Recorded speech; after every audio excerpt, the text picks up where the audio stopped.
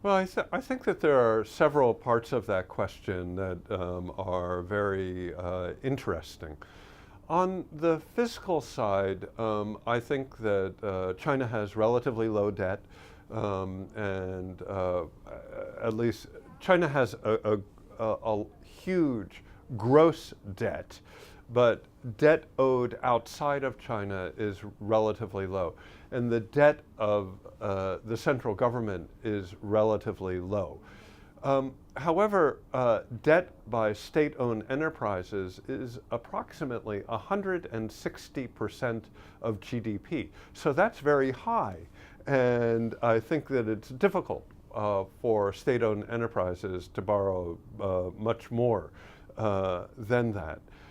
Also, many local governments in China are suffering from excess debt and problems of funding local services. So I think that there are many problems there, but that generally speaking, that China has plenty of room with high savings to continue on the fiscal side. I don't want to underestimate, however, the problems of local governments and the lack of a tax base for local governments to fund government services. Part of the challenge also has to do with the exchange rate. Recently, the renminbi has weakened considerably against the dollar. And I think that there are a good number of reasons for that. But I think that the central bank deserves an enormous amount of credit for keeping the renminbi basically stable throughout crises. That other countries have seen much more volatility in their exchange rate than what we have seen within the renminbi. And I think that it is in China's interest to maintain relative stability of the renminbi, and that the central bank has done a really very good job at that. The third part of the question has to do with monetary policy and inflation. My view on that is that the government has done a very fine job at both managing inflation and, more recently, the threat of deflation, so that you have a relatively low and, I would claim, healthy rate of inflation at the current time. It's useful to have a little bit of inflation. We want wages to rise in China. So I think that the government has created an overall environment that is quite conducive to economic growth. One of the policies that contributes to that is so-called supply-side economics, where the government is trying to reduce taxes and to reduce regulation. And I think that in general, that is probably a very good idea. The Chinese economy could use more competition, particularly in all of the sectors that are currently dominated by the state-owned enterprises. Foreign companies indeed have a very, very tiny share of the construction market, the energy market, the media market, the financial services markets, the steel market, the automotive market, and many other areas. So in all of the areas that state-owned enterprises currently dominate, I think more foreign competition will be extremely beneficial to the overall economic growth prospects in China, and we are hopeful to be able to see that in the near future. This is not a question of my opinion. It's a question of empirical economics, that foreign companies have 2% of China's insurance market, whereas the average around the world would be 20 to 40%. 20 to 40% is good for China. It's not bad. foreign companies, if they played a much larger role in China's banking sector or construction or transportation, aviation, telecommunications, media, would be healthy for China. It will lead to more economic growth. And we are hopeful to see that in the near future. Well, over the last 20 years, particularly since the great financial crisis, there's been an enormous amount of infrastructure spending in China. And I think that we have to realize that the marginal gains from more infrastructure spending is going to be small. That building more infrastructure in China is not going to have the positive benefit that it had 20 years ago. And so that creates a problem for China. What do you do then if building more infrastructure doesn't, putting $1 of money into infrastructure doesn't lead to $1.10 or $1.25 rate of return? Well, the best thing to do is to give the money back to the Chinese people and let them spend it for their personal consumption. And I think lowering taxes would probably be a good way to do that. But you have to do that in a smart manner. China, like America, is a very unequal society. The Gini coefficient, or the differences between the wealthy and the poor, are very large in China, like America. And so how to give the money back to the people, I think, is a difficult and very interesting and challenging question.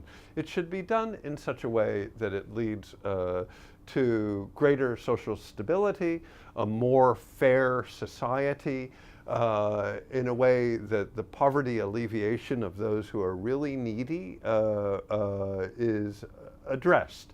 And both of those challenges are true in China as well as in America. And in both cases, because our countries are so big and diverse, it's a very challenging question how to deal with rising inequality in both of our countries is a very difficult and a very important question. In general, I would agree that deregulating and reducing taxes is a good move. Reducing the size of the government and allowing foreign enterprise and private Chinese people, 就是老百姓, to prosper is the goal of economics. And as we look at the current economic situation and future policies, that the welfare of the people should be kept in mind. And probably that is addressed through tax reductions, reductions in regulation, and the freeing up of the economy to allow positive, rules-based, transparent, and global competition to be maximized throughout the sectors of the Chinese economy where that is not currently the case. Well, I think it's a very interesting question. My friends at the International Monetary Fund tell me that China has done a very good job at bringing the renminbi into the market, and that many steps have been taken behind the scenes by the central bank and by the banking system to deregulate the renminbi and to allow it to float in accordance to supply and demand. And I have to only applaud those efforts. But we, at the same time, have to realize that market demand can sometimes swing, sometimes too much. And that swings in the renminbi are going to be unhelpful to both importers and exporters and investors in China and abroad. So smoothing out those fluctuations, I think, is an important job of the central bank. In my view, they have done a very, very good job at doing that. So the future is difficult to tell because when we talk about the renminbi, we have to talk about it relative to the dollar. And the dollar is strong right now, and I think that that is a separate subject, but an important subject that Yi Gang and the central bank have to consider. In general, I think that keeping inflation low in China is the central job of the central bank. Maintaining the integrity of Chinese financial institutions is another important job, and keeping the renminbi at a predictable rate is also important. So the central bank has a number of different factors that they need to consider, and I am reluctant to say which one is most important. I think that that is a decision best made by the very wise governors of the Central Bank of China. Well, I think that we have to remember history. Only 40 years ago, which is in one working lifetime, per capita income in China was about $175 US per year. Today, it's about 10,000 US dollars per year. So on a per capita basis, it has grown about 50 times, 50 times. That's remarkable. Truly a historic achievement. But that has brought with it a lot of volatility, very, very rapid growth, some severe shocks, and will that continue into the future? I think that most people would expect that as China becomes an older country, as the demographics of China change quite radically in the future, that economic growth will slow down and will even out. I don't think that China will go to negative economic growth. I think that China can manage its demographic problems quite well. But it is reasonable that as China's laboring population, those between the ages of 18 years old and 65 years old, as those numbers shrink, that the GDP growth in China can average 2 or 3%, and everybody will be becoming richer, and people will be happy. So in 10 years, I would expect a great deal more stability within the Chinese economy. The problem that we face is from getting here to there, from getting to an economy that is based where economic growth is almost all domestic consumption growth, from an economy that has been export-oriented growth and investment-oriented growth only. That transition has started. We're at the first 2 stages of a 10-stage process, and the next 10 to 15 years will be vital that the economic management remains stable so that China's economy can continue to grow in a predictable, stable manner, providing the Chinese people with predictable, stable growth that also does not negatively impact on global growth, where China is a net contributor to global growth as well as to growth in China. That can be done. It has been done in many other countries.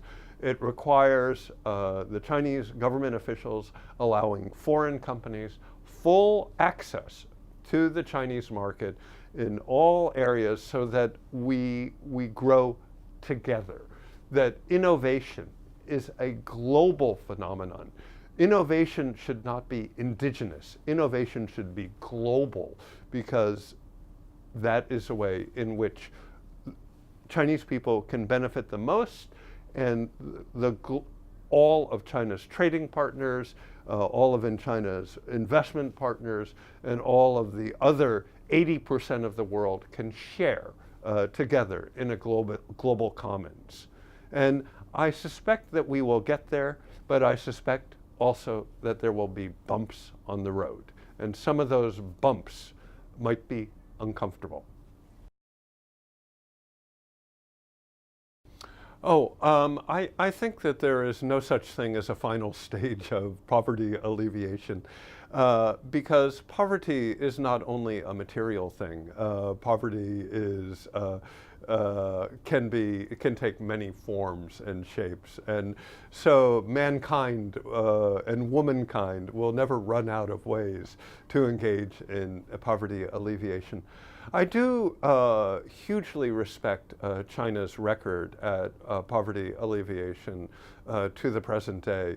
I noted earlier that per capita incomes have risen 50 times, and I think that that's something that we can marvel at, particularly at the given the short period of time.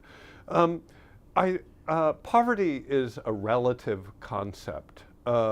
So in America, poverty means something very different from what it means in Africa. In Shanghai, poverty means something very different than it means in Gansu. And so it is a relative concept. I think that governments and mankind, and indeed every single person on this earth, should never believe that poverty alleviation is over, even within our own individual hearts. We can all work on poverty alleviation, both at a material level, also at an intellectual level, also at a social level, and indeed at a spiritual level. We could all become better, and that process should never end. I think that when you look at the progress that the world has made in poverty alleviation, one cannot but be astonished. My wife is from Africa, and today in Africa, the number of school children who are attending class and learning every day has reached 70%. That is remarkable. The decline of fatalities among women who are giving birth has been over 90% decline, and that is, again, remarkable. The number of people living longer across the earth has increased at a very, very high rate, and will continue to increase. So all of these are very, very positive signs. And China has contributed to that expansion of prosperity and of poverty alleviation around the world. I think in a very direct and also in indirect ways as well. And but let us not pretend that this process will ever stop. And I think that the key there is honest, fair integration and diversity across cultures and across economies. And we should all allow each other to invest and to trade on an equal basis across the globe. And that is the most powerful poverty alleviation mechanism that we could ever dream of. And it has worked. Look at the past 40 years and marvel at the degree to which poverty has been reduced across the globe. And then consider if we were to continue to integrate our economies on a global basis, the prospects of future poverty alleviation. It is enough to make one very, very excited.